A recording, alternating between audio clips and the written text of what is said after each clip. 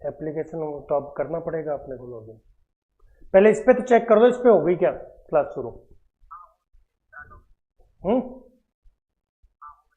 तो ये तो पहले भी हो गई थी। ऐसा तो पहले भी आ गया था।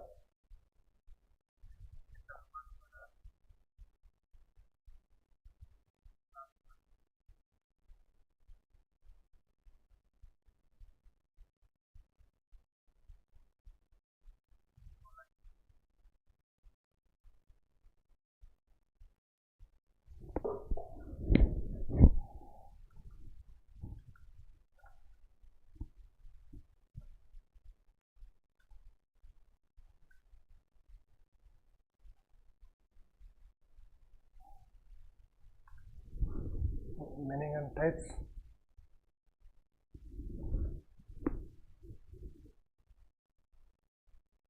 Live session start.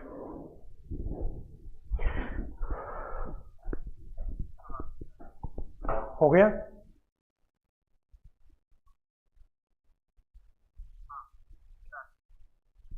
दोनों जगह से हो गया? ओके, मैं कर दूं क्लास चालू? यहां से पीछे का वो वहां से अपने आप कट जाएगा।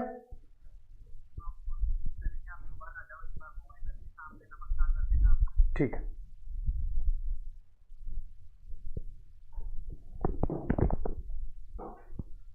Once again you are strongly most welcome to the world of commerce. वाणिज्य की दुनिया में एक बार फिर से आपका हार्दिक स्वागत, हार्दिक अभिनंदन। मैं सुरेंद्र खांडल और आप मेरे साथ देख रहे हैं अकाउंटेंसी लेखा शास्त्र। चाहे आप फर्स्ट ग्रेड कॉमर्स की तैयारी कर रहे हो, चाहे आप यूजीसी नेट की तैयारी कर रहे हो, चाहे असिस्टेंट प्रोफेसर की तैयारी कर रहे हो, भले ही आप कॉमर्स से जूनियर अकाउंटेंट की तैयारी कर रहे हो, किसी भी लेवल की आप कॉमर्स से तैयारी कर रहे हो, अगर आपके अकाउंटेंसी यानी लेखा शास्त्र आपके विषय सिलेबस में है तो वहां से एक क्वेश्चन निश्चित तौर पर खाते के प्रकार या खाते की प्रकृति में से पूछा जाता है और आज अपन उसी टॉपिक को लेकर चर्चा करेंगे। तो आज का अपना टॉपिक जो रहेगा वो रहेगा खाता। आज का जो टॉपिक रहेगा खाता, अकाउंट। और खाते के ऊपर दो चीजें महत्वपूर्ण रूप से अपने को चर्चा करनी है। खाते का अर्थ, खाता कहते किसे हैं, और खाते की प्रकृति या खाते का प्रकार, टाइप्स। अकाउंट का मीनिंग और अकाउंट का नेचर कह दूं या टाइप कह दूं, इनके ऊपर आज चर्चा करने वाले हैं। तो बिना विलंब किए करते हैं शुरू काम, अपने इसकी चर्चा करते हैं इसके ऊपर। सबसे पहले अपन बात करते हैं खाता होता क्या है, खाता कहते किसे हैं। खाता इंग्लिश में कहते हैं अकाउंट, और आज के बाद इसको शॉर्ट रूप में टेक्निकली A/C डॉट लिखेंगे, अकाउंट ऐसे लिखेंगे। क्लियर? होता क्या है ध्यान से देखना, समझने की कोशिश करना। कोई भी एक मद, कोई भी आइटम, कोई व्यक्ति हो सकता है, कोई वस्तु हो सकती है, या आय या व्यय की कोई एक मद हो सकती है। कोई भी एक मद, कोई भी एक आइटम जो व्यवसाय को प्रभावित करता हो और व्यवसाय से संबंधित हो और उस मद को मौद्रिक रूप में मापा जा सकता हो, उस मद से संबंधित सभी व्यवहारों का एक पृथक सेपरेट, एक व्यवस्थित अरेंज्ड रिकॉर्ड तैयार करते हैं और उसी रिकॉर्ड को कहा जाता है उस मद का खाता। तो पहले लिख लेते हैं।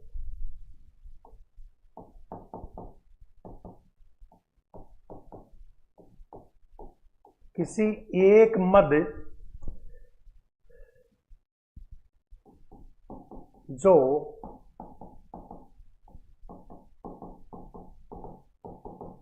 मद कैसी होनी चाहिए, व्यवसाय से संबंधित हो तथा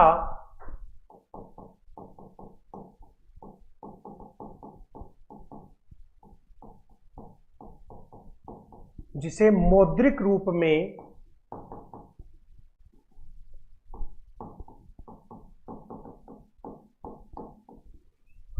मापा जा सकता है।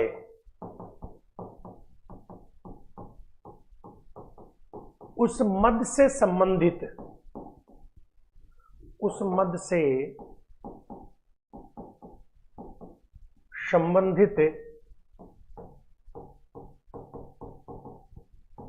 सभी व्यवहारों का एक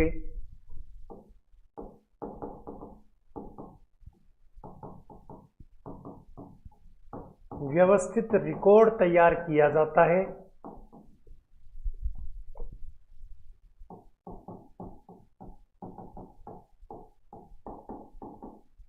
वह रिकॉर्ड उस मद का खाता कहलाता है।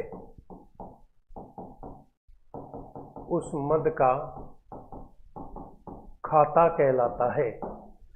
ए separate and complete record of an item which can be measured in monetary terms and which can affect the business is called by the name of account of that item। यानी कोई भी एक आइटम लिया, उस item से संबंधित सभी व्यवहारों का एक व्यवस्थित रिकॉर्ड तैयार कर लिया, सभी व्यवहारों का एक व्यवस्थित पृथक रिकॉर्ड तैयार कर लिया। वो रिकॉर्ड जो है वो उस मद का खाता कहलाता है। अब मद में देखो, अपन ने एक उदाहरण के तौर पर अपन ले लेते हैं कि साहब अपन ने क्या ले लिया, उदाहरण लेते हैं, एक फर्नीचर ले लिया। फर्नीचर, अब फर्नीचर वर्ष के प्रारंभ में कितना था?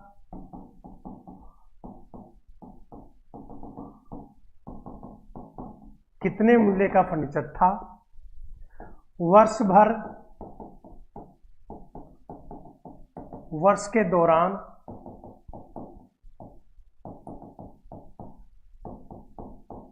कितना और खरीदा? वर्ष के दौरान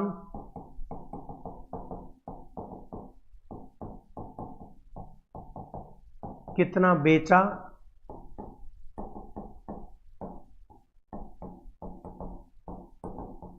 फर्नीचर बेचने पर लाभ या हानि कितनी हुई और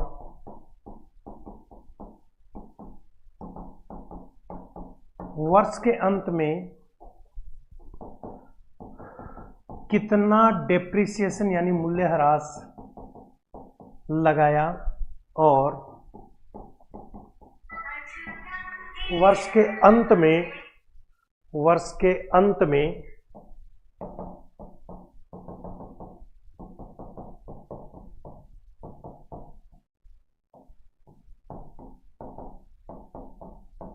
कितना फर्नीचर बचा है। इन सब से संबंधित एक रिकॉर्ड तैयार करेंगे।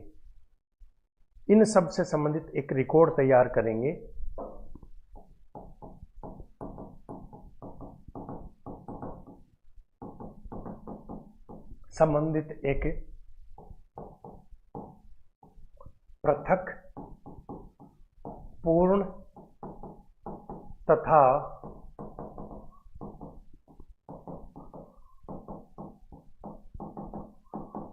व्यवस्थित रिकॉर्ड तैयार करेंगे और उसे क्या कहेंगे, जिसे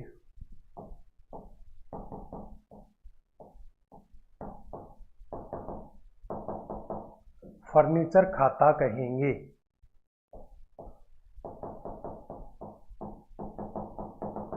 इसी का नाम फर्नीचर अकाउंट है, इसी को फर्नीचर अकाउंट कहेंगे। ध्यान से देखना, मैंने आपको दो बात बताई। कोई भी एक आइटम ले लो, जैसे अपन ने यहां उदाहरण के तौर पर फर्नीचर ले लिया। उस फर्नीचर से संबंधित जो जितने भी व्यवहार हुए, सभी व्यवहारों का एक पृथक एक रिकॉर्ड तैयार कर लिया, सभी व्यवहारों को उस रिकॉर्ड में शामिल कर लिया। देखो, फर्नीचर से अलावा किसी दूसरे आइटम के व्यवहार यहां नहीं लिखने हैं, लेकिन फर्नीचर का कोई भी व्यवहार छूटना नहीं चाहिए। फर्नीचर से संबंधित सभी व्यवहार लिखेंगे। फर्नीचर के अलावा अन्य मद से संबंधित कोई भी व्यवहार यहां नहीं लिखेंगे और उसका एक व्यवस्थित रिकॉर्ड तैयार करेंगे, उसी को कहेंगे फर्नीचर का खाता। समझ में आ गई? कोई भी एक आइटम जो व्यवसाय को प्रभावित करती हो और व्यवसाय से संबंधित हो और उसे मुद्रा के रूप में मापा जा सके, उस मद से संबंधित एक पृथक और पूर्ण रिकॉर्ड तैयार करेंगे, व्यवस्थित रिकॉर्ड तैयार करेंगे कि उस मद से संबंधित कौन कौन सी घटनाएं घटित हुई, कौन कौन से व्यवहार हुए, उनका एक सेपरेट अकाउंट, सेपरेट रिकॉर्ड तैयार करेंगे, उसी को उस मद का खाता कहते हैं। उदाहरण के तौर पर अपने फर्नीचर लेके देख लिया कि साहब वर्ष के प्रारंभ में फर्नीचर कितना था, वर्ष के दौरान कितना और खरीदा, कितना बेचा तो लाभ हुआ या हानि हुई, वर्ष के अंत में कितना डेप्रिसिएशन लगाया और वर्ष के अंत में आपके पास कितना फर्नीचर बचा हुआ है। ये सारे व्यवहारों, सभी व्यवहारों का एक सेपरेट रिकॉर्ड बनाया अपन ने, एक पूर्ण रिकॉर्ड बनाया, उसी रिकॉर्ड को कहा जाता है फर्नीचर खाता। तो खाता क्या होता है? खाता होता है ए सेपरेट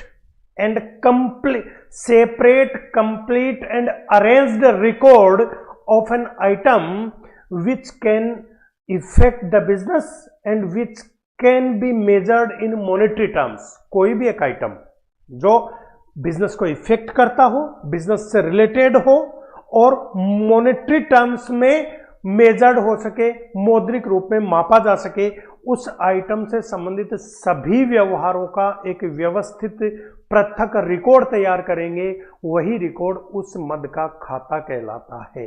यहां तक मेरी बात समझ में आ गई होगी। कोई भी एक आइटम, अब आइटम किसे कहेंगे? कोई भी एक मद, यहां आपने लिखा है कि साहब मद में क्या क्या शामिल होता है?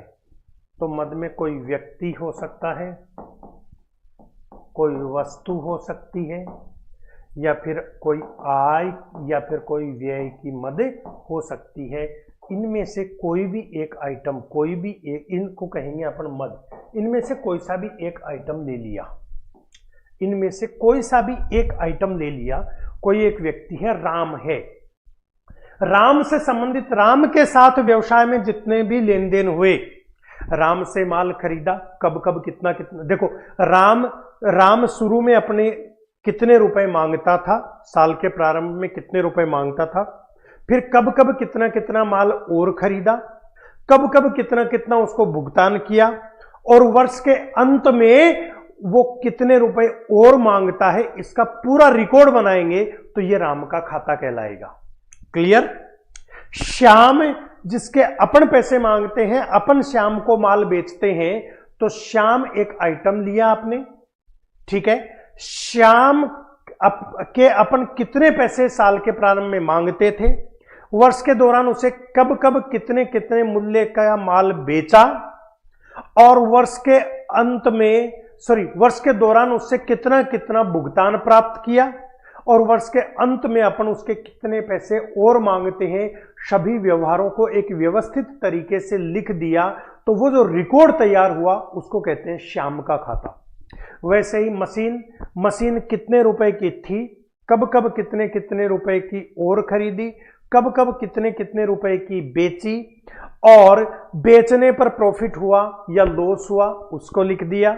उसके बाद में साल के अंत में आपने कितना मूल्यह्रास, कितना डेप्रिसिएशन चार्ज किया वो लिख दिया, और वर्ष के अंत में आपके पास कितने मूल्य की मशीनरी और बची है वो लिख दिया। इसका पूरे का एक सेपरेट रिकॉर्ड बना लिया, बस उसी रिकॉर्ड को कहा जाता है मशीन का खाता। तो किसी एक मद कोई व्यक्ति हो सकता है, कोई वस्तु हो सकती है, कोई आय या व्यय की मद हो सकती है। इनमें से कोई भी एक मद है जो व्यवसाय से संबंधित हो, यानी व्यवसाय को प्रभावित करने वाली हो, और जिसे मौद्रिक रूप में मापा जा सकता है। आइटम कैसा होना चाहिए, मद कैसी होनी चाहिए, which can be measured in monetary terms, जिसको मौद्रिक रूप में मापा जा सके, और which is directly related to the business, जो व्यवसाय से प्रत्यक्ष रूप से संबंधित है। उसी मद को लेंगे जो व्यवसाय से संबंधित हो और मौद्रिक रूप में मापा जा सके। उस मद से संबंधित सभी व्यवहारों का एक व्यवस्थित रिकॉर्ड तैयार करेंगे, और उसी रिकॉर्ड को उस मद का खाता कहेंगे। अपन ने बना के देख लिया। तो मेरे हिसाब से आपको खाता क्या होता है ये समझ में आ गया होगा। चलिए अब बात करते हैं, अपन बात करते हैं अकाउंट की। तो खाते कितने प्रकार के होते हैं? देखो, अगर बात करें खाते, अकाउंट्स, तो खाते मूल रूप से दो प्रकार के होते हैं। खाते मूल रूप से कितने प्रकार के होते हैं? खाते मूल रूप से दो प्रकार के होते हैं बेटा। खाते मूल रूप से दो प्रकार के होते हैं बेटा। कौन कौन से? ध्यान से देखना। एक होता है व्यक्तिगत खाता, एक होते हैं व्यक्तिगत खाते,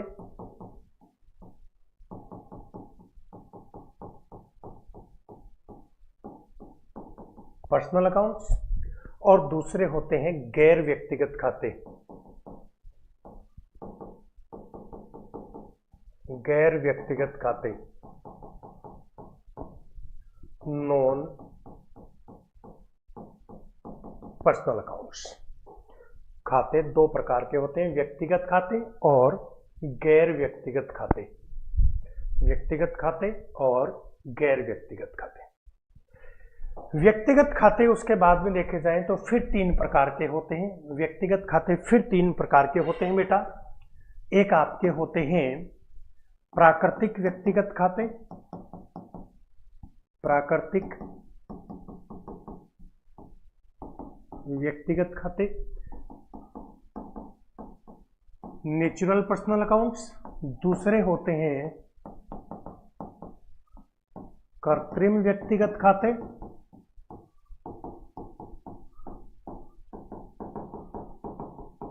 आर्टिफिशियल पर्सनल अकाउंट्स। और तीसरे होते हैं आपके प्रतिनिधित्व व्यक्तिगत खाते।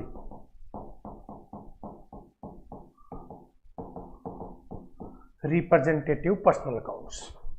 इनकी बात करें तो बेटा ये भी दो प्रकार के होते हैं। गैर व्यक्तिगत खाते हैं, ये भी कितने प्रकार के होते हैं बेटा? ये दो प्रकार के होते हैं। गैर व्यक्तिगत खाते भी दो प्रकार के होते हैं। एक आपके होते हैं बेटा, एक आपके होते हैं वस्तुगत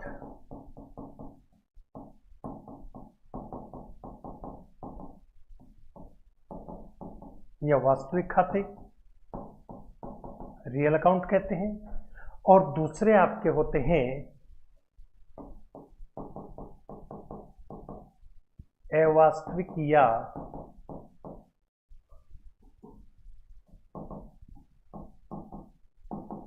नाम मात्र के खाते, नॉमिनल अकाउंट होते हैं। ध्यान से देखना बेटा, ये फिर दो प्रकार के होते हैं। ये फिर दो प्रकार के होते हैं। एक होते हैं आपके मूर्त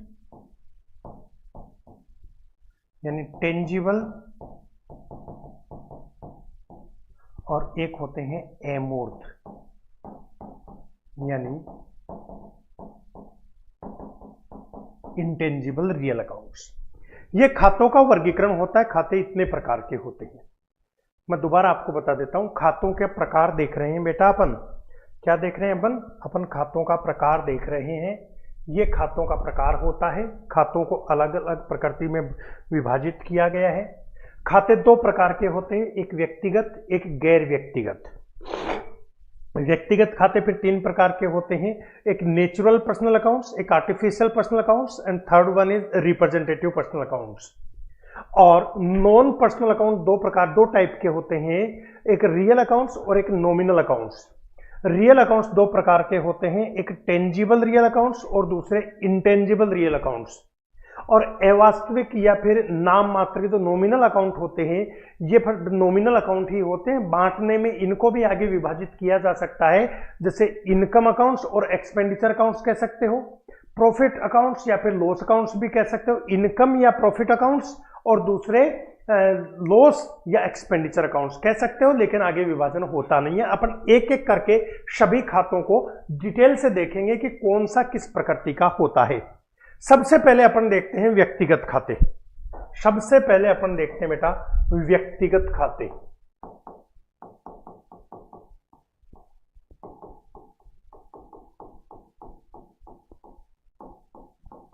पर्सनल अकाउंट्स, व्यक्तिगत खाते यानी पर्सनल अकाउंट्स कौन से होते हैं? देखो, व्यक्तियों से संबंधित खाते व्यक्तिगत खाते कहलाते हैं।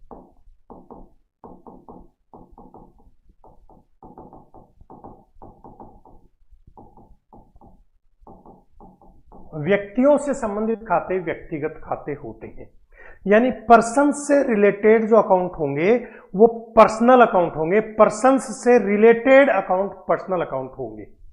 क्लियर? ध्यान देना, यहां अपन बात करते हैं व्यक्ति किसे कहेंगे। व्यक्ति किसे कहेंगे तो ध्यान से देखना, जो व्यक्तियों की भांति कार्य करे उसे व्यक्ति कहेंगे। जो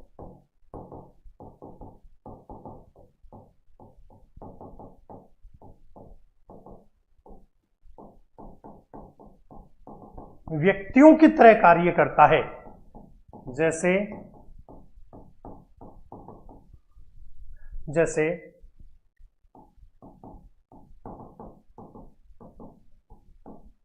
क्रय विक्रय करता है, क्रय विक्रय कर सकता है व्यक्तियों की भांति, अनुबंध करता हो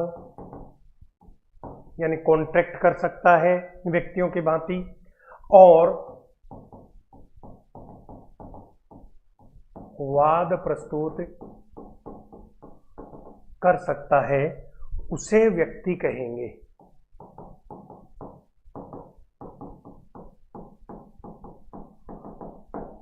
देखो, कॉमर्स की भाषा में व्यक्ति किसे कहते हैं? जो अपने नाम से क्रय विक्रय कर सके, जो अपने नाम से अनुबंध यानी कॉन्ट्रैक्ट कर सके, जो अपने नाम से कोर्ट में जाके खड़ा हो सके, कोर्ट में जाके वाद प्रस्तुत कर सके या कोई उनके विरुद्ध वाद प्रस्तुत कर सके, उसे कहते हैं व्यक्ति। अगर उदाहरण की बात करें, इनके उदाहरण की बात करें तो 3 उदाहरण हैं। एक तो मनुष्य, जिसमें दोनों आ गए, स्त्री और पुरुष, और दूसरे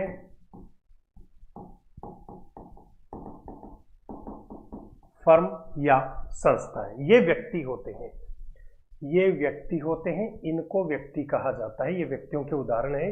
व्यक्ति कहते कैसे हैं? तो मैंने आपको बताया, जो व्यक्तियों की भांति कार्य करे, जो व्यक्तियों की तरह अपने नाम से क्रय विक्रय कर सके, जो व्यक्तियों की तरह अनुबंध कर सके, जो व्यक्तियों की तरह वाद प्रस्तुत कर सकता है, उसे व्यक्ति कहा जाता है। जो व्यक्ति की तरह कार्य करे।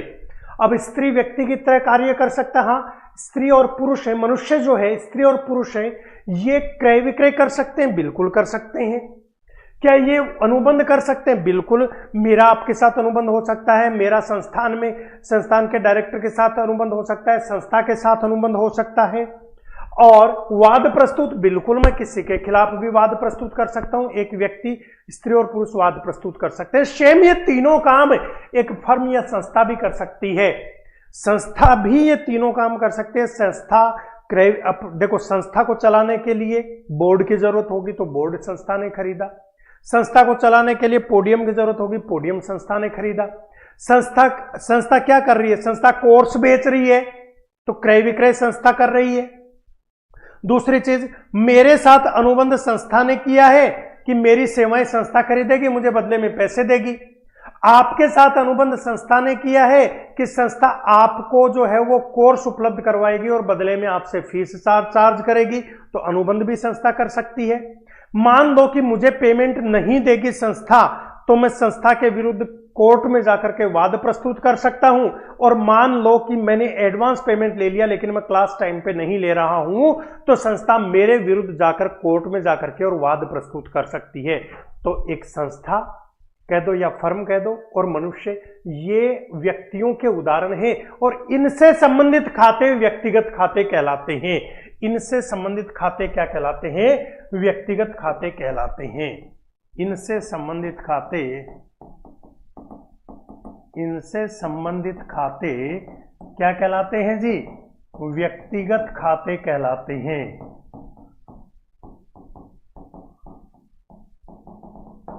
ठीक है, उदाहरण के तौर पर देखा जाए तो जैसे राम का खाता,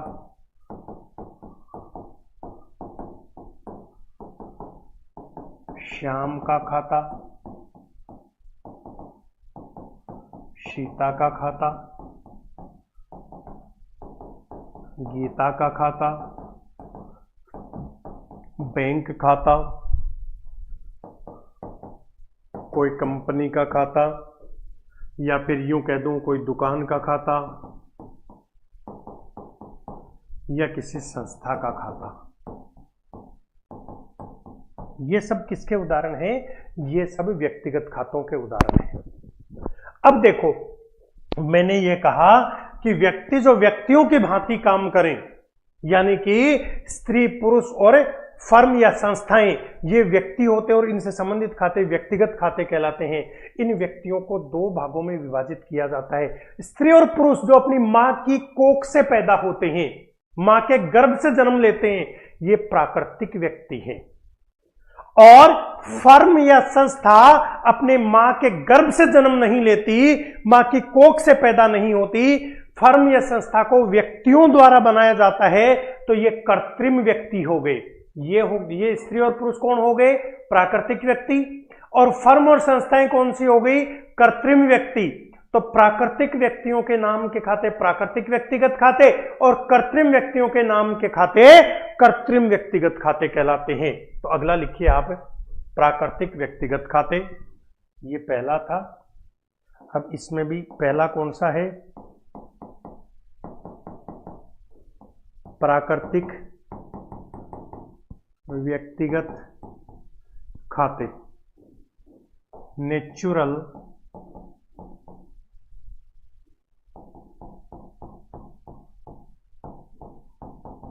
personal accounts, natural personal account, प्राकृतिक व्यक्तिगत खाते।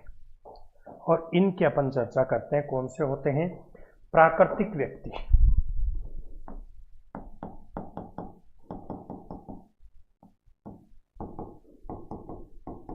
प्राकृतिक व्यक्तियों के नाम के खाते,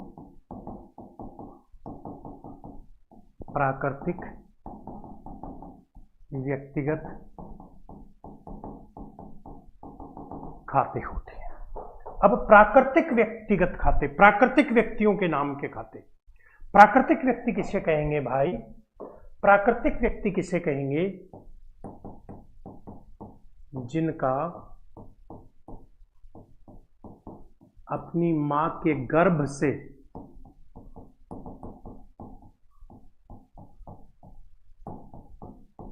जन्म हुआ है, उसे प्राकृतिक व्यक्ति कहा जाता है। और इसके उदाहरण के तौर पर देखा जाए तो मनुष्य प्राकृतिक व्यक्ति होते हैं, जिसमें दोनों आ गए, स्त्री एवं पुरुष। और इनके नाम का जो खाता होगा, मनुष्य के नाम का जो खाता होगा, उसे प्राकृतिक व्यक्तिगत खाता कहेंगे। उसे प्राकृतिक व्यक्तिगत खाता कहते हैं। उदाहरण के तौर पर प्राकृतिक व्यक्तिगत खाते, पहली बात, प्राकृतिक व्यक्तिगत खाता जब भी आप लिखोगे तो उसमें या तो आगे अकाउंट नहीं लिखेंगे, और अकाउंट लिखते हैं तो एप्रोस्ट्रोफ एस लगाकर अकाउंट लिखना पड़ेगा। ये लिख लो, आप लिख लो।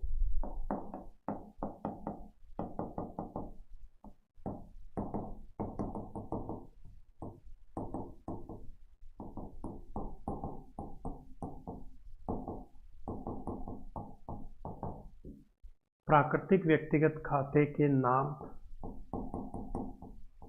के आगे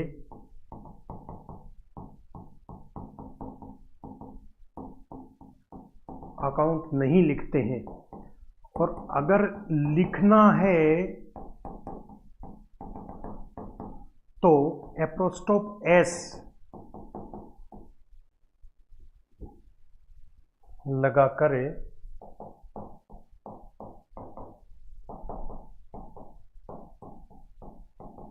अकाउंट लिखते हैं। इसके उदाहरण लिख लेते हैं, जैसे श्याम्स अकाउंट, जैसे राम्स अकाउंट, जैसे सीताज अकाउंट, जैसे गीताज अकाउंट आदि, ये सब इसके उदाहरण हैं।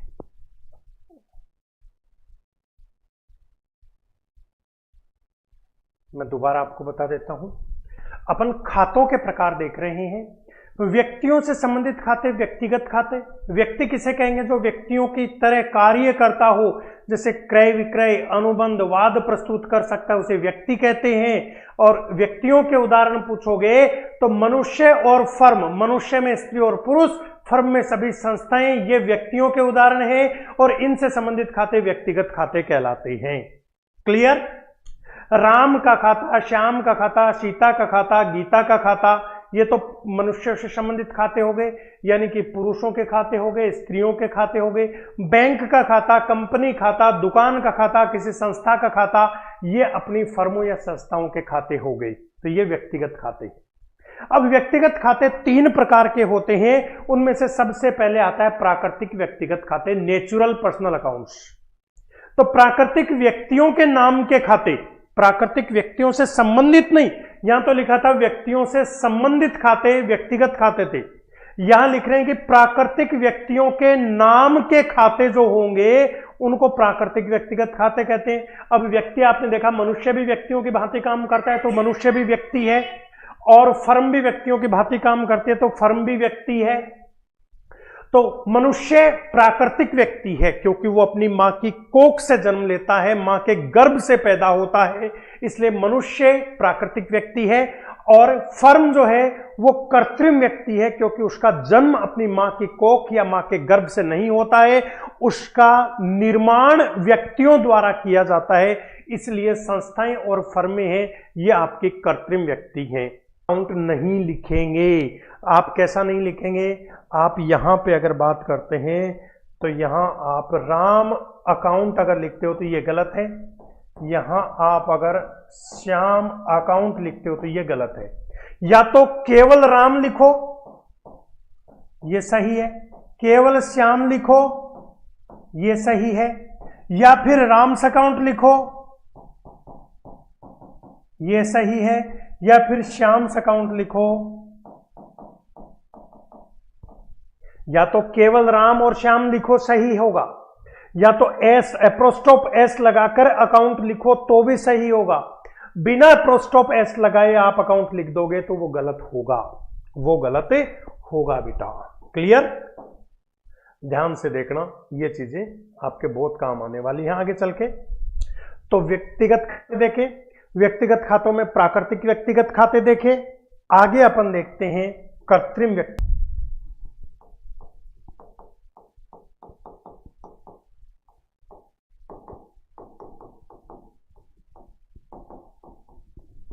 Artificial personal account, artificial personal accounts, ये कौन से होते हैं? ये कृत्रिम व्यक्तियों के नाम के खाते होते हैं।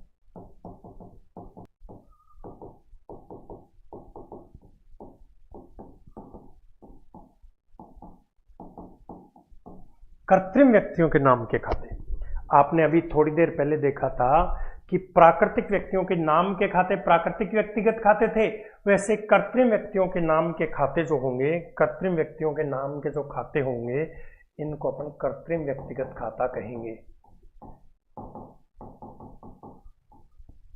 ये कृत्रिम व्यक्तिगत खाते होते हैं। क्लियर? अब बात आती है साहब ये कृत्रिम व्यक्तिगत खाते, तो कृत्रिम व्यक्ति कौन से होते हैं? कृत्रिम व्यक्तियों के नाम के खाते, तो ये कृत्रिम व्यक्ति कौन से होते हैं? मैंने अभी आपको बताया था कि जो अपनी मां की कोख से पैदा होते हैं वो प्राकृतिक व्यक्ति होते हैं, और जिनका जन्म अपनी मां की कोख से नहीं होता, जिनका जन्म अपनी मां की कोख से नहीं होता, जिनका निर्माण या जिनकी स्थापना व्यक्तियों द्वारा की जाती है, वो कृत्रिम व्यक्ति होते हैं। सभी संस्थाएं, सभी फर्में इसके उदाहरण हैं। तो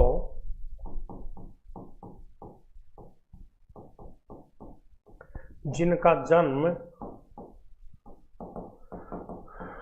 अपनी मां के गर्भ से नहीं होता,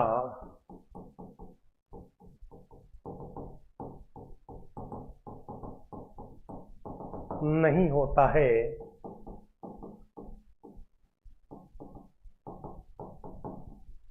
जिनकी स्थापना व्यक्तियों द्वारा की जाती है, उसे कहते हैं कृत्रिम व्यक्ति।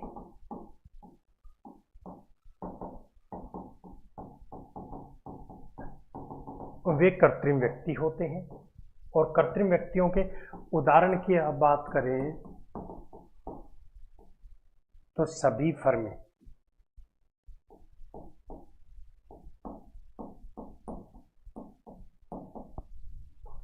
सभी फर्में या संस्थाएं इसके उदाहरण हैं। और सभी फर्मों और संस्थाओं के नाम का जो खाता होगा, सभी फर्मों और संस्थाएं इसके उदाहरण हैं। सभी फर्मों और संस्थाओं के जो नाम का खाता होगा, इनके नाम का जो खाता होगा, उसे कहा जाता है कृत्रिम व्यक्तिगत खाता। कृत्रिम व्यक्तिगत खाता होता है। किसी भी संस्था के नाम का खाता, किसी भी फर्म के नाम का खाता कृत्रिम व्यक्तिगत खाता होता है। और इसमें एप्रोस्ट्रोफ एस लगाने की जरूरत नहीं है, डायरेक्ट अकाउंट लिख देते हैं। जैसे इसके उदाहरणों की बात करते हैं अपन, इसके उदाहरणों की बात करते हैं तो bank account, bank account, SMS, hospital account, Rajasthan university account,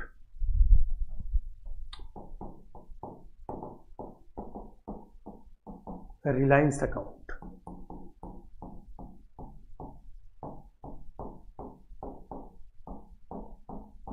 Khandal academy account. संस्था के नाम का अगर कोई भी खाता है तो वो किसका उदाहरण है? तो वो आर्टिफिशियल पर्सनल अकाउंट्स का उदाहरण है। मैं दोबारा बोल रहा हूं, अपन ने देखा व्यक्तिगत खाते तो मनुष्य यानी स्त्री और पुरुष, मनुष्य यानी स्त्री और पुरुष और फर्में, इनसे संबंधित खाते व्यक्तिगत खाते। अब इनको दो भागों में बांट दिया। मनुष्यों यानी स्त्रियों और पुरुषों के खाते तो अलग कर दिए, उनके नाम के खाते तो अलग कर दिए, उनको तो कह दिया अपने प्राकृतिक व्यक्तिगत खाते। फर्में और संस्थाएं, इनके नाम के खाते अलग कर दिए, फर्में और संस्थाएं इनके नाम के खाते अलग कर दिए, अपने कृत्रिम व्यक्तिगत खाते कर दिए। अब कोई ऐसा खाता जो व्यक्तियों से संबंधित है, या तो प्राकृतिक व्यक्तियों से संबंधित होगा या तो कृत्रिम व्यक्तियों से संबंधित होगा। व्यक्तियों से संबंधित है लेकिन उनके नाम का खाता नहीं है, उनके नाम के स्थान पर कोई दूसरा खाता खोला गया है, उसको कहा जाता है प्रतिनिधित्व व्यक्तिगत खाता। तो चलिए अगला लिख लीजिए आप, प्रतिनिधित्व व्यक्तिगत खाता। प्रतिनिधित्व व्यक्तिगत खाता।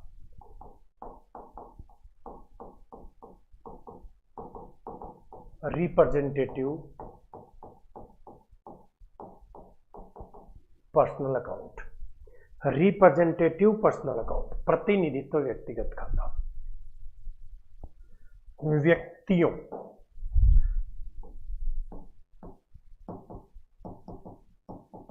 व्यक्तियों में दोनों प्राकृतिक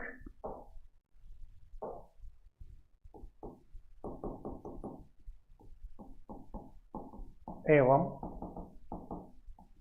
कृत्रिम। व्यक्तियों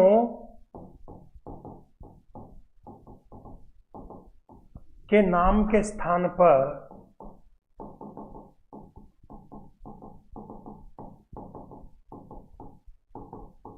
खोले जाने वाले जो खाते होते हैं, इनको कहा जाता है प्रतिनिधित्व व्यक्तिगत खाते। यानी व्यक्तियों का प्रतिनिधित्व कर रहे हैं, व्यक्ति के खुद के नाम का खाता नहीं है, व्यक्तियों के नाम का को रिप्रेजेंट कर रहे हैं। अगर इसके उदाहरण की बात करते हैं तो मूल रूप से 9 प्रकार के खाते होते हैं। सबसे पहले आता है, मालिक ने जब पैसा लगाया तो क्या मालिक के नाम का खाता खोलते हो? नहीं, उसके स्थान पर कैपिटल अकाउंट खुलता है। तो कैपिटल अकाउंट क्या है? Representative personal account. Capital account किसको रिप्रेजेंट करता है? मालिक को। मालिक कोई ना कोई स्त्री होगी या पुरुष होगा या कोई संस्था होगी, तो व्यक्ति है। व्यक्ति के स्थान पर नाम, मालिक एक व्यक्ति है और मालिक के यानी कि एक व्यक्ति के स्थान पर खुलने वाला खाता है कैपिटल अकाउंट। जब मालिक पैसे वापस निकालता है तो उसकी जगह खोलते हैं अपन ड्रॉइंग्स अकाउंट। ड्रॉइंग्स अकाउंट, तो ये भी मालिक को रिप्रेजेंट कर रहा है। मालिक कोई ना कोई व्यक्ति है तो उसको भी कहते हैं प्रतिनिधित्व व्यक्तिगत खाता। तीसरा आता है आपका डेटर्स अकाउंट। डेटर, देनदार। आप किसी के पैसे मांगते हो, अब किसी के मांगते हो, अब वो कोई ना कोई, या तो कोई व्यक्ति होगा, या तो कोई स्त्री होगी, या तो कोई पुरुष होगा, और नहीं तो वो कोई संस्था होगी जिसके आप पैसे मांगते हो। अब उसका एक एक करके नाम नहीं लिखा, उस सबके स्थान पर एक शब्द यूज कर लिया, डेटर्स अकाउंट, देनदार खाता। और चौथा आप लिख सकते हो क्रेडिटर्स अकाउंट, यानी कि अब आपके कोई पैसे मांगता है, कोई मांगता है, वो कोई या तो स्त्री होगी, या तो पुरुष होगा, या तो कोई संस्था होगी, उसके स्थान पर उसका नाम नहीं लिख करके उसके स्थान पर आपने लिख दिया क्रेडिटर्स अकाउंट, तो ये हो गया। उसके बाद में अगर बात करते हैं तो आपका आता है आउटस्टैंडिंग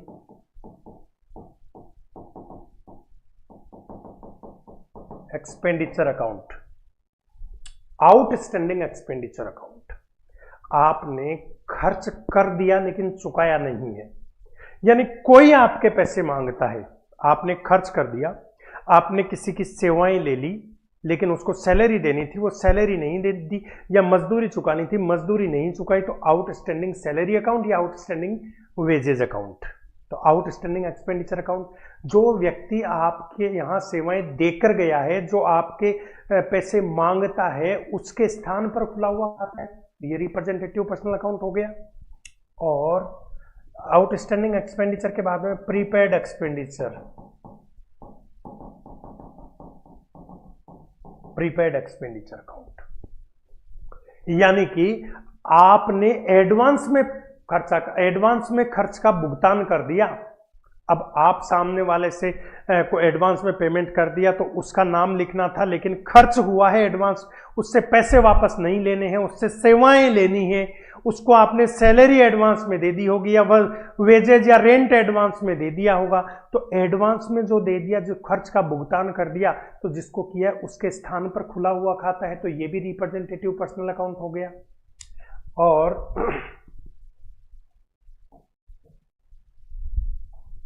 सातवां आप लिख लीजिए,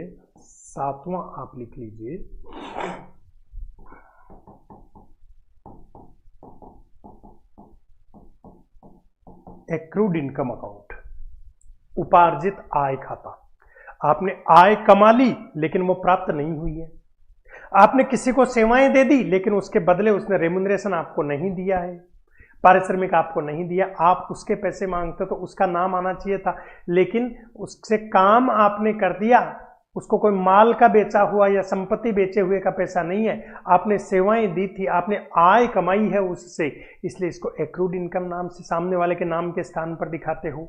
और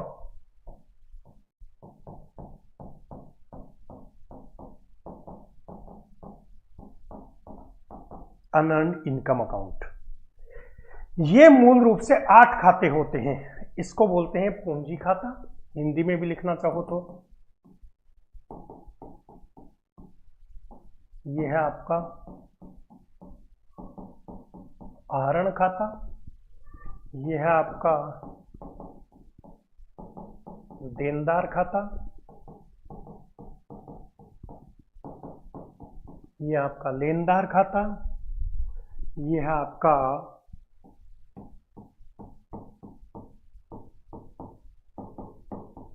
अदत्व्यय खाता, ये है आपका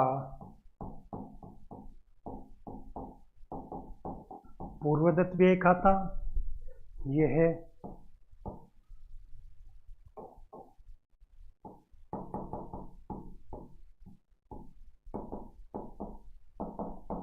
उपार्जित आय खाता, और ये है आपका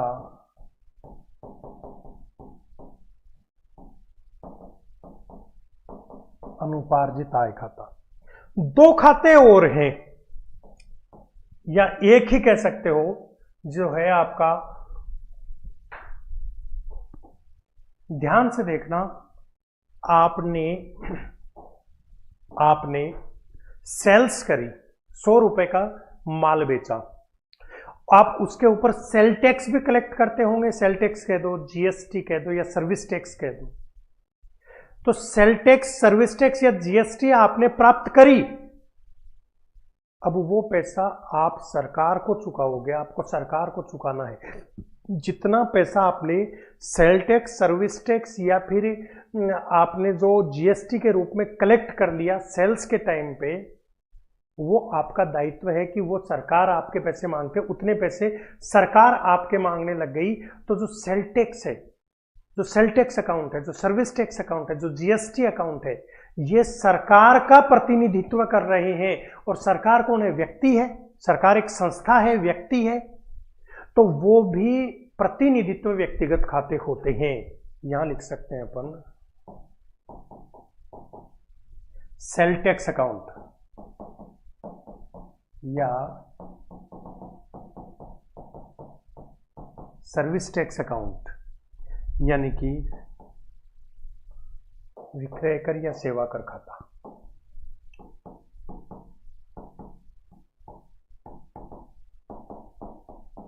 विक्रय कर खाता या सेवा कर खाता। ध्यान से देखना, समझने की कोशिश करना। आपको मोस्टली इनमें से क्वेश्चन पूछा जाता है। देखो, मैं दोबारा बोल रहा हूं, अपन देख रहे थे किसी एक मद से संबंधित, एक आइटम से संबंधित जितने भी ट्रांजैक्शन हुए, जितने भी लेन देन हुए, सबको एक व्यवस्थित रूप से रिकॉर्ड के रूप में एक रिकॉर्ड तैयार कर लिया। उस रिकॉर्ड को खाता कहते हैं। खाते मूल रूप से दो प्रकार के होते हैं, व्यक्तिगत खाते और गैर व्यक्तिगत खाते। व्यक्तिगत खाते व्यक्तियों से संबंधित खाते होते हैं। व्यक्तिगत खाते कौन से होते हैं? जो व्यक्तियों से संबंधित होते हैं। अभी अपन ने देखा जो व्यक्तियों से संबंधित खाते होते हैं वो व्यक्तिगत खाते होते हैं। प्राकृतिक व्यक्तिगत खाते कौन से होते हैं? प्राकृतिक व्यक्तिगत खाते कौन से होते हैं बेटा? तो ध्यान से देखना, प्राकृतिक व्यक्तिगत खातों में अपन ये कह सकते हैं कि प्राकृतिक व्यक्तियों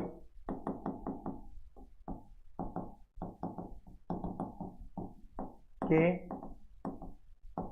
नाम के खाते। अब प्राकृतिक व्यक्तियों में कौन आ गया? प्राकृतिक व्यक्तियों में मनुष्य आ गया, स्त्री या पुरुष आ गया, उनके नाम के खाते।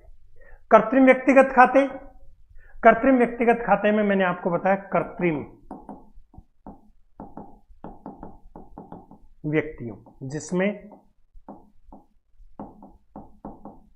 फर्में या संस्थाएं उनके नाम के जो खाते होते हैं वो कृत्रिम व्यक्तिगत खाते। अब व्यक्तियों के स्थान पर, व्यक्तियों के नाम के स्थान पर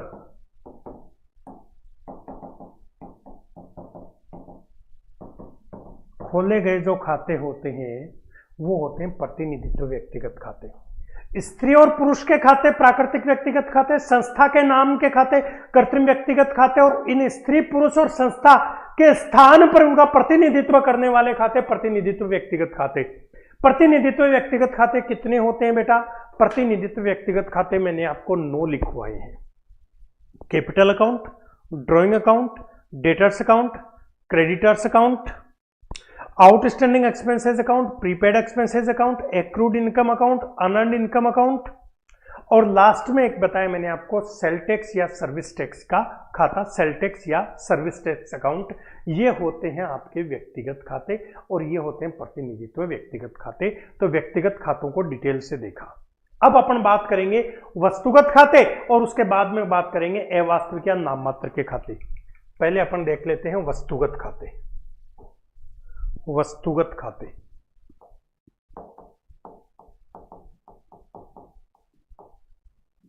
वस्तुगत या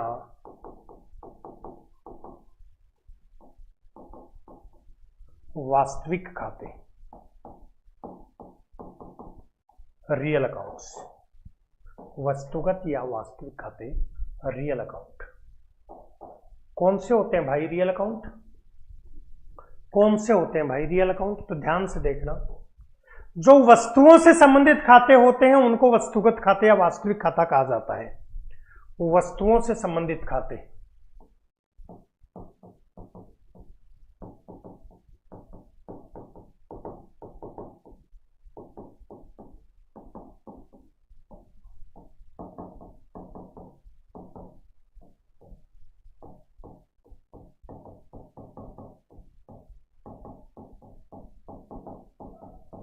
वस्तुओं से संबंधित खाते वास्तविक या वस्तुगत खाते होते हैं। अब वस्तु किसे कहेंगे भाई आप? वस्तु किसे कहेंगे?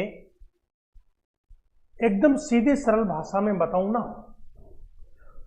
तो जिसका कोई मूल्य हो और जिसे खरीदा बेचा जा सकता है वो वस्तु है।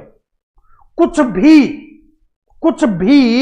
जिसका मूल्य हो और जिसको खरीदा बेचा जा सके वो वस्तु है।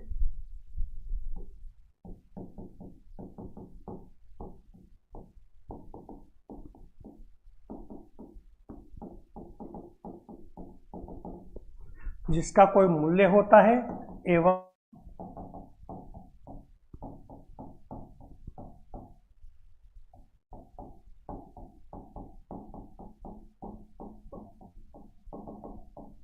खरीदा बेचा जा सकता है वो वस्तु होती है, उसको वस्तु कहते हैं। क्लियर? अब देखो, वस्तुओं से संबंधित खाते वास्तविक खाते होते हैं। वस्तुएं दो प्रकार की होते हैं, तो वास्तविक खाते भी दो प्रकार के होते हैं। एक आपके होते हैं मूर्त वास्तविक खाते,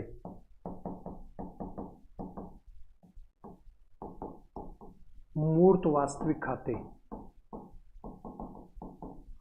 टेंजिबल रियल अकाउंट, या मूर्त वस्तुगत खाते, टेंजिबल।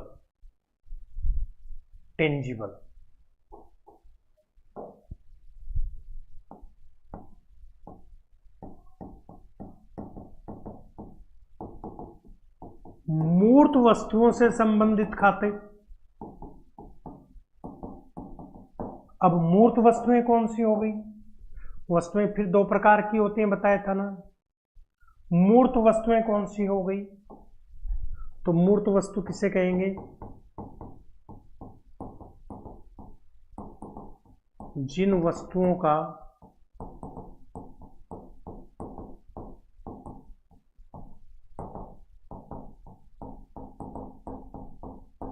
कोई निश्चित आकार होता है, जिन्हें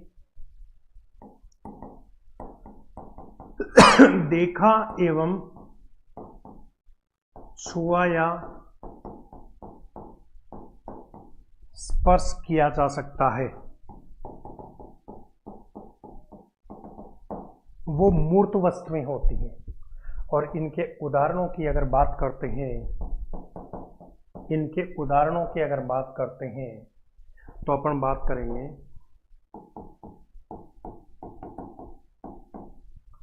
जिनका कोई एक फिक्स साइज होता है, जिनको आप वॉच कर सकते हो, जिनको आप टच कर सकते हो, वो होती हैं टेंजिबल असेट्स, टेंजिबल गुड्स। और टेंजिबल वस्तुएं होती हैं टेंजिबल कमोडिटीज। और टेंजिबल कमोडिटीज से रिलेटेड जो अकाउंट होगा उसको बोलेंगे tangible real account. Is this clear?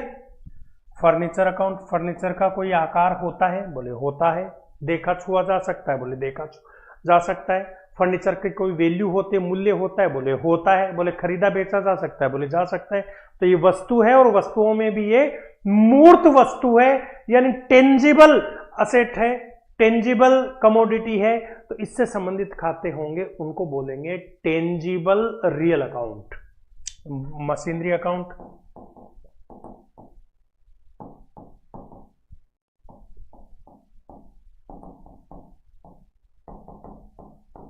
Equipment account,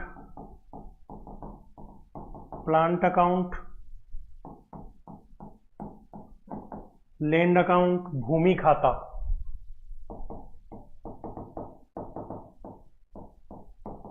building account. सबसे बड़ी बात कई बार पूछ लिया जाता है कैश अकाउंट। तो कैश अकाउंट, कैश का कोई ना कोई आकार होता है, उसे देखा और छुआ भी जा सकता है। तो नगद खाता होता है वो मूर्त वास्तविक खाता यानी टेंजिबल रियल अकाउंट का उदाहरण है। ठीक है, अब अपन बात करते हैं दूसरे होते हैं अमूर्त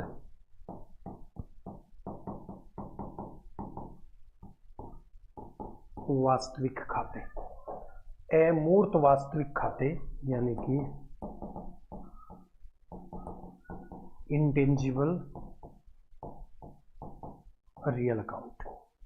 इंटेंजिबल रियल अकाउंट, अमूर्त वास्तविक खाते। इंटेंजिबल वस्तुएं तो ये भी हैं लेकिन इनका कोई आकार नहीं होता, इनको देखा और छुआ नहीं जा सकता।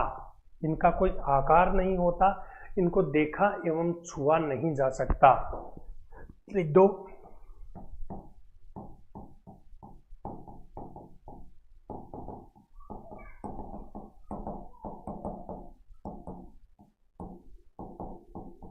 अमूर्त वस्तुओं से संबंधित खाते। अब अमूर्त वस्तु किसे कहेंगे? जिसका कोई आकार नहीं होता है, जिसको देखा, छुआ और स्पर्श किया नहीं जा सकता है, जिनका कोई निश्चित आकार नहीं होता है।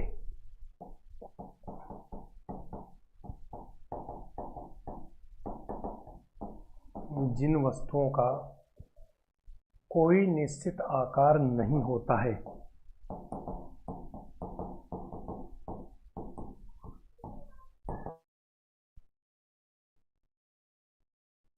कोई निश्चित आकार नहीं होता है, जिन्हें देखा, छुआ,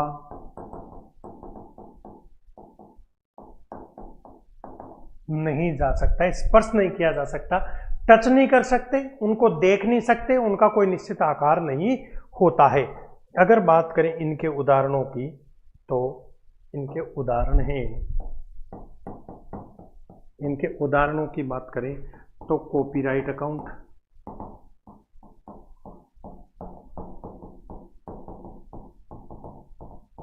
पेटेंट अकाउंट,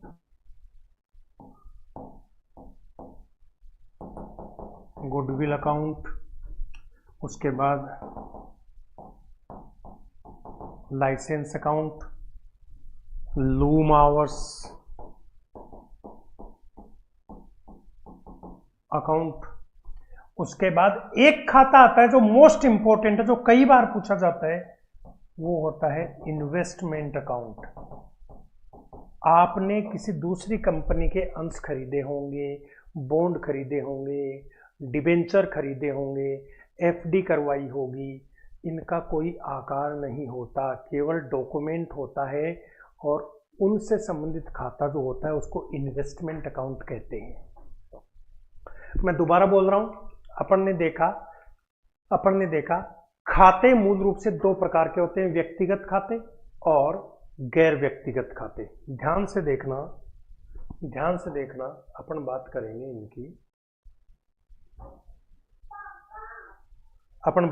इनकी, ध्यान से देखना, समझने की कोशिश करना।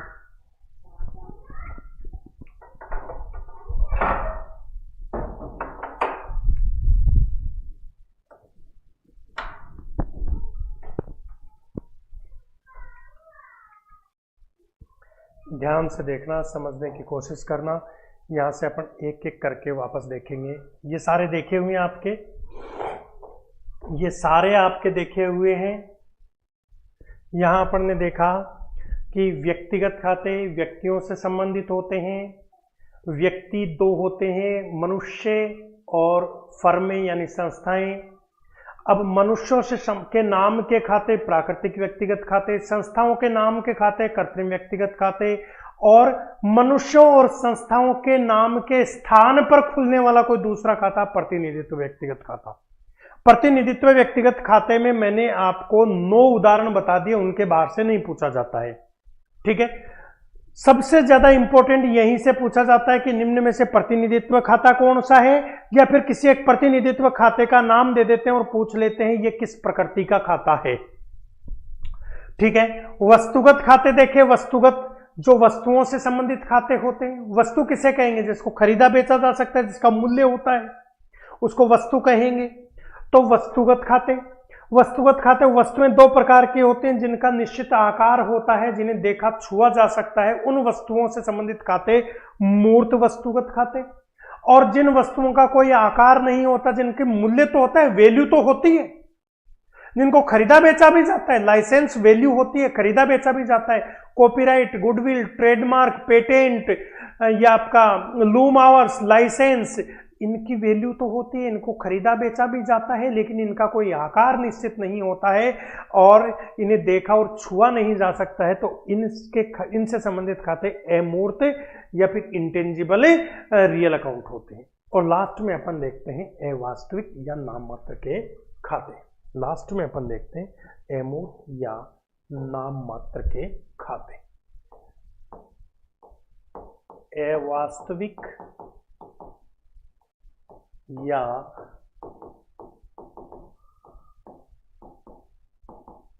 नाम मात्र के खाते, नॉमिनल अकाउंट। व्यवसाय में होने वाली आय यानी कि लाभ तथा व्यय यानी कि खर्च या हानि, उससे संबंधित खाते होते हैं, उनको अवास्तविक या नाम मात्र का खाता कहा जाता है।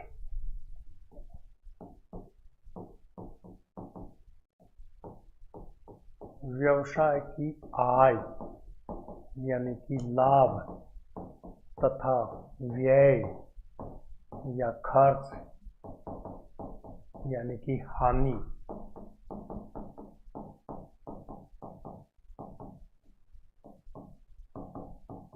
से संबंधित जो खाते होते हैं उनको कहा जाता है अवास्तविक या नाम मात्र के खाते। ठीक है, नाम मात्र के जो खाते होते हैं, नाम मात्र के जो खाते होते हैं उनके इनको वर्ष के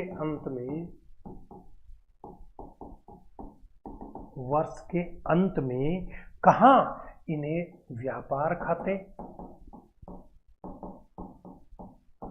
या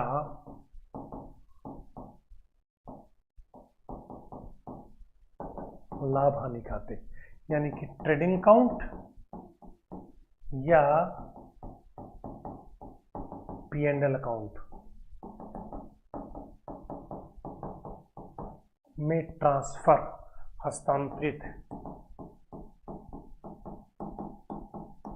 कर दिया जाता है, इसलिए इसको नाम मात्र का खाता कहा जाता है। यानी पिछले वर्ष के नॉमिनल अकाउंट के बैलेंस को अगले वर्ष नहीं ले जाया जाता और इस वर्ष के नॉमिनल अकाउंट के बैलेंस को अगले वर्ष नहीं ले जाएंगे, इसलिए इसको नाम मात्र का खाता कहते हैं। केवल इस वर्ष तक सीमित है, इस वर्ष के एंड में, at the end of the year, वर्ष के अंत में इसे ट्रेडिंग अकाउंट या P&L अकाउंट में ट्रांसफर कर दिया जाता है।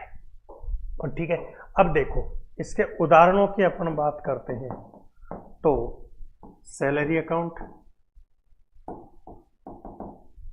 Wages account, salary account, wages account, commission account. अब कमीशन में दोनों हो सकता है, कमीशन रिसीव्ड अकाउंट या कमीशन पेड अकाउंट। ठीक है, कमीशन अकाउंट, रेंट अकाउंट, केवल कमीशन लिखा है मतलब आपने चुकाया है, और कमीशन रिसीव्ड अकाउंट भी हो सकता है।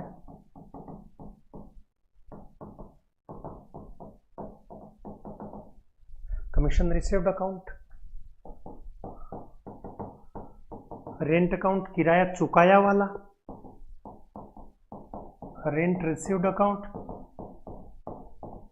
रेंट प्राप्त किया वाला,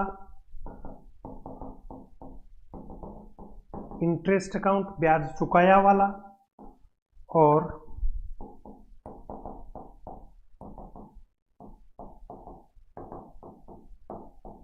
इंटरेस्ट रिसीव्ड अकाउंट ब्याज प्राप्त किया वाला, और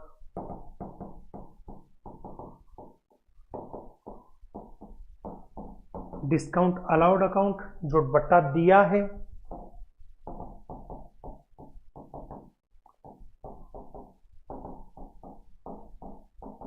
डिस्काउंट रिसीव्ड अकाउंट जो बट्टा प्राप्त किया है। बहुत सारे आ जाएंगे। कैरिज अकाउंट, अब कैरिज इनवर्ड हो सकता है, कैरिज आउटवर्ड हो सकता है, गाड़ी भाड़ा, माल को लाने का गाड़ी भाड़ा कर, या फिर माल को वापस बेचा है तो माल को भेजने का गाड़ी भाड़ा हो सकता है, कैरिज इनवर्ड कैरिज आउटवर्ड हो सकता है। स्टेशनरी का खाता हो गया स्टेशनरी अकाउंट,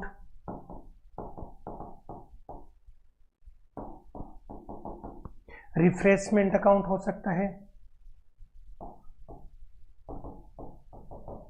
फिर ऑफिस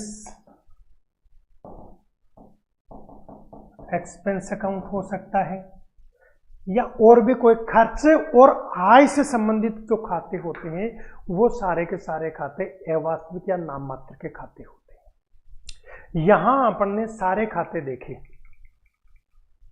देखो, सबसे पहले देखा खाता क्या होता है। कोई भी एक आइटम लिया, कोई भी एक व्यक्ति या कोई भी एक वस्तु या फिर कोई भी आय या व्यय की कोई एक मद ली, उस आइटम उस मद से संबंधित जितने भी वर्ष के दौरान लेन देन हुए हैं, जितने भी व्यवहार हुए हैं, उन सभी लेन देनों या उन सभी व्यवहारों का एक सेपरेट, कंप्लीट और अरेंज्ड रिकॉर्ड तैयार करेंगे। उस रिकॉर्ड को कहेंगे उस आइटम का अकाउंट, उस खाते का, उस मद का खाता। ठीक है। खाते के बाद में मैंने आपको बताया कि खाते दो प्रकार के होते हैं, व्यक्तिगत और गैर व्यक्तिगत। गैर व्यक्तिगत फिर तीन प्रकार के होते हैं, वस्तुगत या वास्तविक कह दो और अवास्तविक। वैसे खाते तीन प्रकार के हो गए, एक व्यक्तिगत, दूसरे वस्तुगत और तीसरे अवास्तविक या नाम मात्र के खाते। व्यक्तिगत खाते तीन प्रकार के होते हैं, प्राकृतिक व्यक्तिगत खाते, कृत्रिम व्यक्तिगत खाते और प्रतिनिधित्व व्यक्तिगत खाते। व्यक्तिगत खाते, व्यक्तियों से संबंधित खाते व्यक्तिगत खाते, और व्यक्तियों में भी प्राकृतिक व्यक्तियों यानी जो अपनी मां की कोख से जन्म लेते हैं, अपनी मां के गर्भ से जन्म लेते हैं, यानी मनुष्य यानी स्त्री और पुरुष के नाम का जो खाता होगा वो होगा प्राकृतिक व्यक्तिगत खाता। और कृत्रिम व्यक्ति यानी जो अपनी मां की कोख से जन्म नहीं लेता है, मां के गर्भ से पैदा नहीं होता है, जिसकी स्थापना व्यक्तियों द्वारा की जाती है यानी कि संस्था या फर्म के नाम का खाता होगा वो कृत्रिम व्यक्तिगत खाता। प्राकृतिक व्यक्ति और कृत्रिम व्यक्ति यानी कि मनुष्य और संस्थाओं, इनके नाम के स्थान पर उनका प्रतिनिधित्व करने वाले दूसरा कोई खाता खोल दिया जाए, इनके नाम के स्थान पर कोई और खाता खोल दिया जाए तो उसको कहते हैं प्रतिनिधित्व व्यक्तिगत खाता। प्रतिनिधित्व व्यक्तिगत खाते 8 होते हैं, मैंने आपको बताया।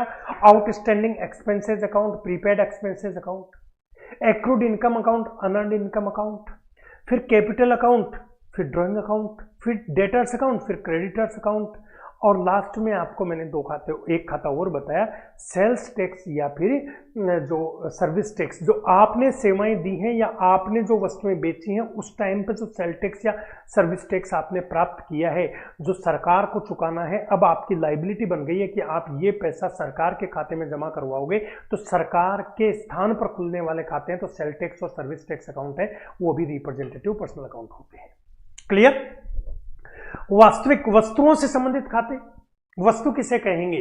जिनकी कोई वैल्यू होती है, जिनको खरीदा बेचा जा सकता है, उसे वस्तु कहेंगे। वस्तुएं जिनका आकार होता है, ऐसी वस्तुएं जिनका कोई एक निश्चित आकार होता है, जिन्हें देखा, छुआ, स्पर्श किया जा सकता है, उनसे संबंधित खाते। मूर्त, tangible, furniture account, plant account, machinery account, building account, land account और इक्विपमेंट अकाउंट, व्हीकल अकाउंट, जितने भी होते हैं वो सारे के सारे आ गए इसमें।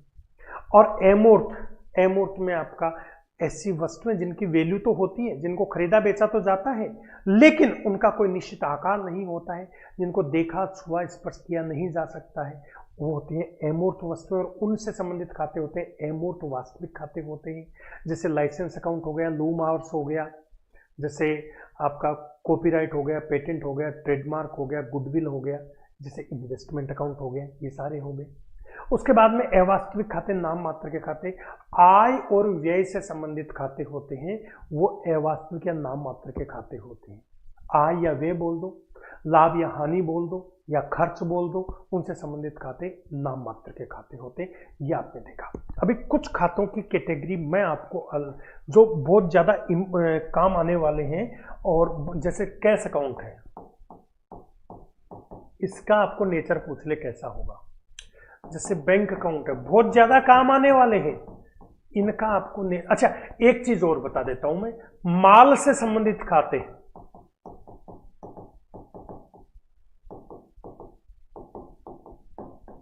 माल से संबंधित खाते, माल से संबंधित खाते, माल से संबंधित खाते कौन कौन से होते हैं? जैसे सबसे पहला हो गया आपका परचेज अकाउंट, जब माल खरीदा तो। दूसरा हो गया आपका सेल्स अकाउंट, माल बेचा तो। तीसरा हो गया परचेज रिटर्न अकाउंट। चौथा हो गया सेल्स रिटर्न अकाउंट। पांचवा हो गया स्टॉक अकाउंट। माल से संबंधित ये 5 खाते होते हैं, माल से संबंधित ये 5 खाते होते हैं। और ये किस प्रकृति के होते हैं भाई? अगर आपको पूछ ले इनमें से कोई सा खाता किस प्रकृति का है, परचेज पूछ ले, चाहे सेल्स पूछ ले, चाहे परचेज रिटर्न, सेल्स रिटर्न पूछ ले, चाहे स्टॉक अकाउंट पूछ ले, ये माल से संबंधित खाते हैं। और माल क्या है? माल वस्तु होती है, तो वस्तुओं से संबंधित खाते ये किस प्रकृति के खाते हैं आपको पूछ ले तो ये रियल अकाउंट होते हैं। आप बहुत बड़ी गलती कर देते हो, आपको कई बार पूछ लिया जाता है सेल्स अकाउंट किस प्रकृति का है, आप कह देते हो नाम मात्र का है, सेल्स तो आय है, आय नहीं है बेटा, माल से संबंधित खाता है और माल एक वस्तु होती है, तो ये रियल अकाउंट है। क्लियर? आपको पूछ ले कि कैश अकाउंट जो जनरल चलते हैं, कैश अकाउंट किस प्रकृति का खाता है। आपको पूछ ले बैंक अकाउंट किस प्रकृति का खाता, आपको पूछ ले इन्वेस्टमेंट अकाउंट किस प्रकृति का खाता है, ये पूछे जा सकते हैं। कैश अकाउंट है वो रियल है, और रियल में भी कौन सा रियल है? इंटेंजिबल रियल है ये।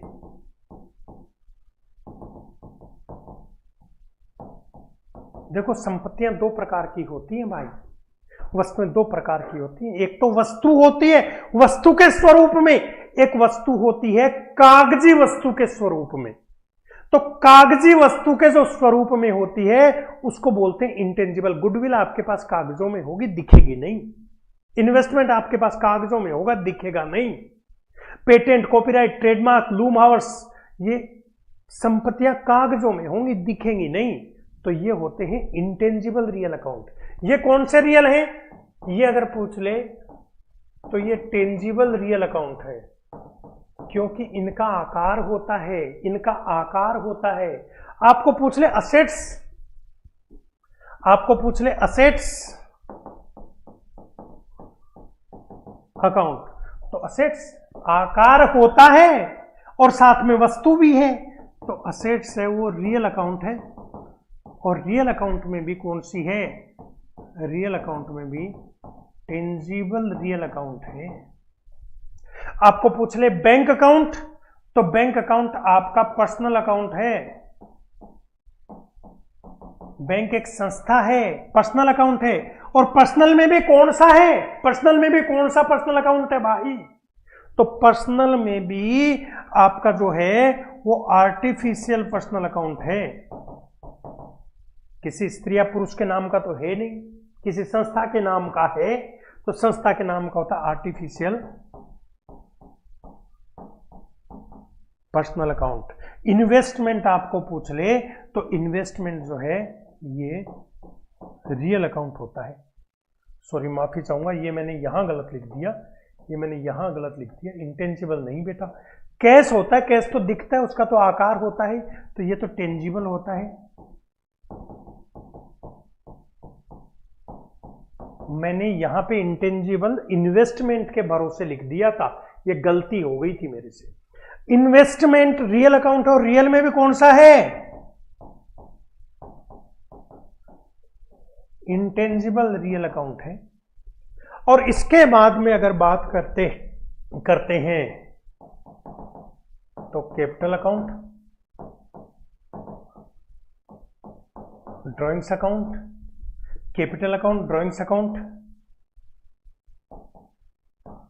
Debtors account, creditors account, BP bills payable account, BR account. BP BR इसलिए नहीं लिखवाया क्योंकि डेटर्स बीआर एक ही बात है और क्रेडिटर्स बीपी एक ही बात है, लेकिन फिर भी आपको पर्टिकुलर पूछा जा सकता है इसलिए लिखवा रहा हूं मैं। BP account, BR account, capital, drawings, debtors, creditors, फिर आउटस्टैंडिंग एक्सपेंसेस अकाउंट, फिर प्रीपेड एक्सपेंसेस अकाउंट, फिर एक्रूड इनकम अकाउंट, फिर